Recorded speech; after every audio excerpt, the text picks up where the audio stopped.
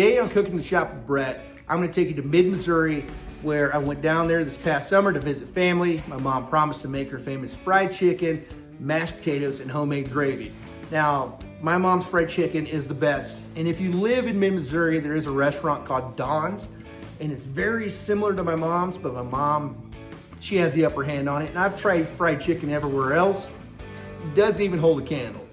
So in this video, she's gonna show you how to make the fried chicken, the mashed potatoes, and the gravy. Let's get started. What do you put on your chicken? What do I put on my chicken? Yeah. You soak it in salt water. You gotta change the salt water 2 or 3 times. Get all the blood and gunk out of it. Then I put paprika in my flour.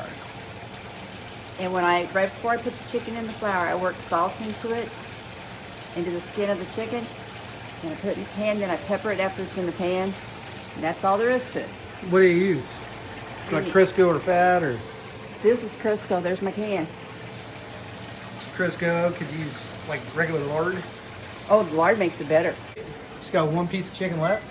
Or is that Yeah, that was too big. too big? Yeah. Because too big of chickens don't cook right. Yeah, they don't taste good. You want to flip it with tongs, not a fork. Yeah, there we go. We're cooking with Crisco now. And you don't use buttermilk or anything. Well, Richard does. I soak it overnight. So it's just the natural water with the bread, with the flour. Yeah. So no dredging it in egg or milk or anything. Yeah. The Does that main thing is you have to make sure your chicken is wet when you dredge it in the flour so that the flour sticks to it. And the buttermilk usually makes a whole different skin, so that's why a lot of them don't get done. Well, buttermilk's good. And it's better without buttermilk, in my I opinion. think so. Is it like a high heat or medium high heat? Medium high. A medium high. Okay, like what would that be? Between 350 and 375. Oh, okay. Homemade gravy? Oh yeah. Okay. I don't buy mixes. Now, is there a specific time you have to flip it, or is it just when it starts turning golden brown, you When it flip it? starts turning golden brown. Otherwise, you'll tear the skin off, the coating off. Okay.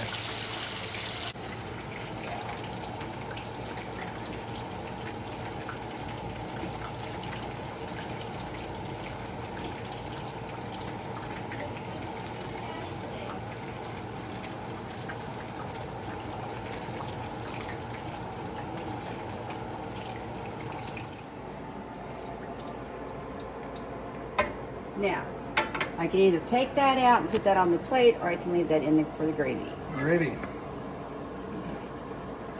If we need extra grease, we got it.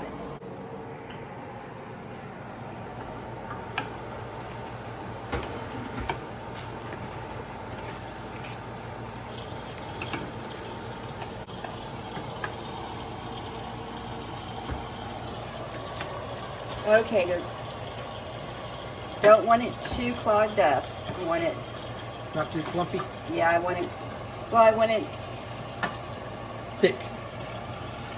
I don't want it too thick, that it tastes like flour. You put your salt and pepper in here, so that cooks up with the flour.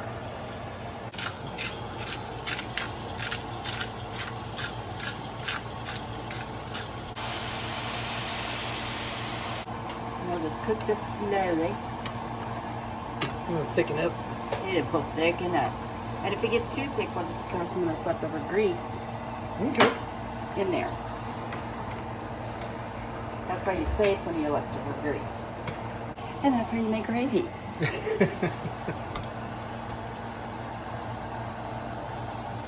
Basically, it's the same amount of grease in your pan to flour, and twice as much milk as that. Okay. So if you think you put, okay, I'm going to put a little more milk and I'll thin it up a little bit because it'll keep thickening as we get it, as it sits.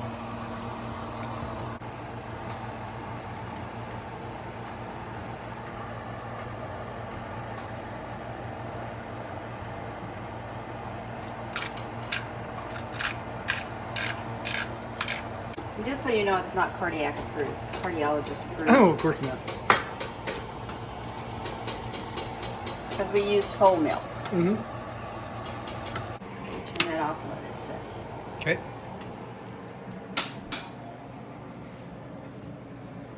But don't salt and pepper your potatoes till right before you get ready to finish whipping it. And there's a secret ingredient that Mom told me to use. That.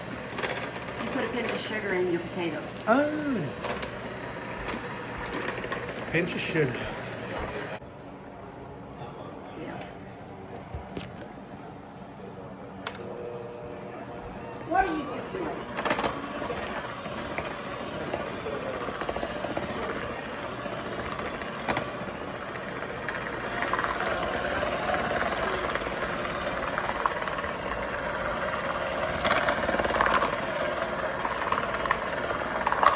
Looking pretty good, Dad. Yeah.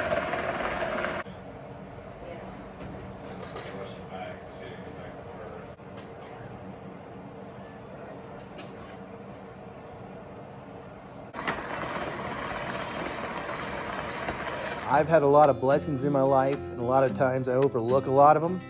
And I look back with this chicken, and I am very blessed. I am blessed with the homemade gravy and mashed potatoes, not just to enjoy them with the family that I grew up with, but with the family that I have now.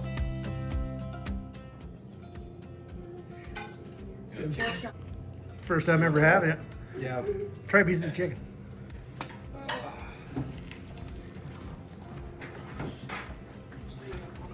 Where's your water at, Livy? Where you